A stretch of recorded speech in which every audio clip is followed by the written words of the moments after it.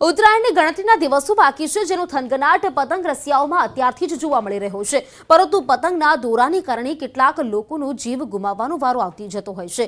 ત્યારે અમદાવાદના મનોજ ભાવસાર કે જે છેલ્લા 16 વર્ષથી સેફ ઉત્તરાયણ નામનું અભિયાન ચલાવે છે, પતંગની દોરીથી લોકોના ગળા ન કપાય માટે 25 ફ્લાયઓવર બ્રિજ પર તેઓ તાર બાંધે છે।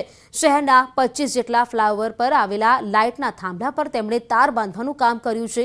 અમદાવાદના શાહપુર વિસ્તારમાં રહેતા મનોજ ભાવસારે શહેરના 30 બ્રિજ પર તાર બાંધવાનું ટાર્ગેટ બનાવ્યું છે, જેની પાછળ તેમને પ્રેરણા જાત અનુભવતી મળી છે।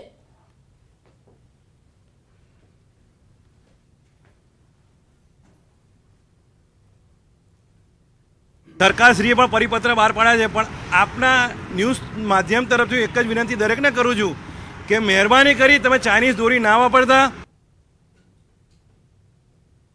मनोज भावसार છે તેઓ બ્રિજ ઉપર તાર બાંધવાનું કામ કરે છે। મારી સાથે મનોજ ભાવસાર છે, તેમની સાથે વાત કરીશું। મનોજભાઈ, વર્ષોથી તમે આ કામ કરો છો, પ્રેરણા ક્યાંથી મળી અને કેવી રીતે આ કામની શરૂઆત થઈ?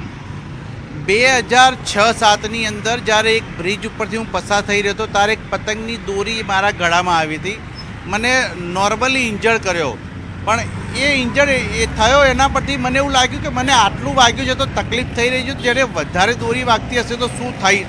એટલે એ વિચારીને મેં સૌથી પહેલાં જે 2 વ્હીલર ઉપર યુ શેપની રિંગ છે તે મેં ડિઝાઇન કરીને મૂકી, જેથી કરીને લોકો બચી શકે। મિશન સેફ ઉત્તરાયણ ફાઉન્ડેશન કરીને અમારું ફાઉન્ડેશન શરૂ કર્યું।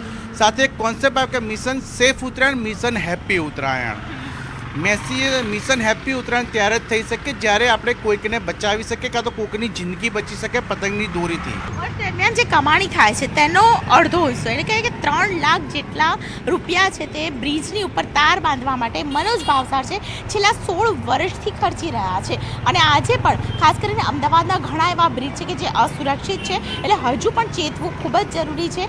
જે દોરી છે તે ઘણા બધા લોકો માટે ઘાતક બની ચૂકી છે, પરંતુ ઘણા બધા લોકોનો જીવ બચી જાય તે માટે મનોજ ભાવસાર છે તે કાર્યરત છે અને હજુ પણ ઘણા બધા બ્રિજ ઉપર તેઓ દોરી લગાવીને 14મી જાન્યુઆરી સારી રીતે લોકો મનાવી શકે અને તે પહેલાં અને તે બાદ પણ લોકો સારી રીતે બ્રિજ પરથી પસાર થાય, કોઈ પણ પ્રકારનું નુકસાન ન થાય તે માટે પ્રયત્નશીલ છે। કેમેરા પર્સન અમિત શર્મા સાથે દીપિકા કુમાર, ન્યૂઝ 18 ગુજરાતી, અમદાવાદ।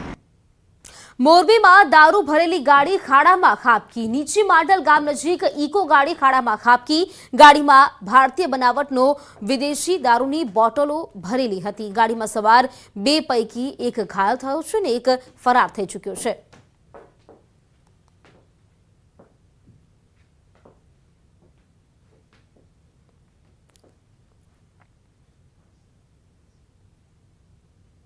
અને હવે વાત કરીએ ગુજરાતમાં ઠંડીના આક્રમણની।